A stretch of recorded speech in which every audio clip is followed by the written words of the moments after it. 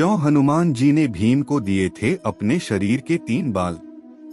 महाभारत और रामायण से जुड़ी ऐसी कई कथाएं हैं जो इंसान को आश्चर्यचकित कर देती है। ऐसी ही एक कथा हनुमान जी और भीम से जुड़ी है। कथा के अनुसार हनुमान जी ने भीम को अपने 3 केश बाल भीम को दिए थे। कथा के अनुसार एक बार युधिष्ठिर ने अपने पिता की शांति के लिए राजसूय यज्ञ कराने का फैसला किया। इस यज्ञ में वो ऋषि पुरुष मृगा को आमंत्रित करना चाहते थे। ऋषि पुरुष मृगा को बुलाकर लाने की जिम्मेदारी उन्होंने भीम को सौंपी।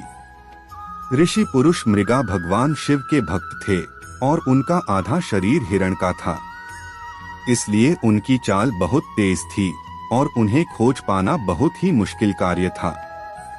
ऋषि को खोजते हुए भीम की भेंट हनुमान जी से हुई। भीम ने हनुमान जी को पूरी कहानी बताई।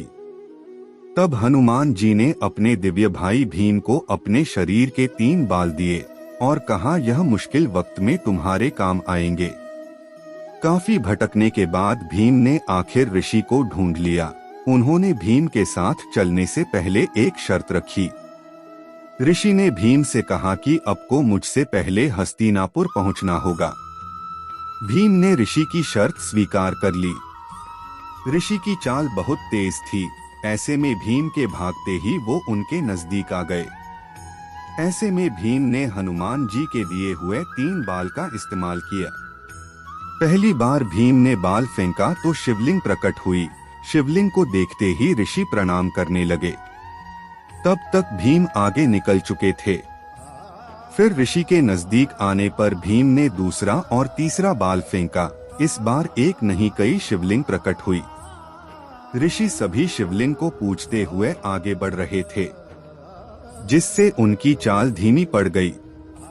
अंत में भीम जैसे ही दरवाजे पर पहुंचे, ऋषि ने उनके पैर पकड़ लिया। भीम के शरीर का आधा हिस्सा महल में था और पैर बाहर। ऐसे में युधिष्ठिर और भगवान कृष्ण वहां आ गए और उन्होंने भीम को मुक्त करने की प्रार्थना की।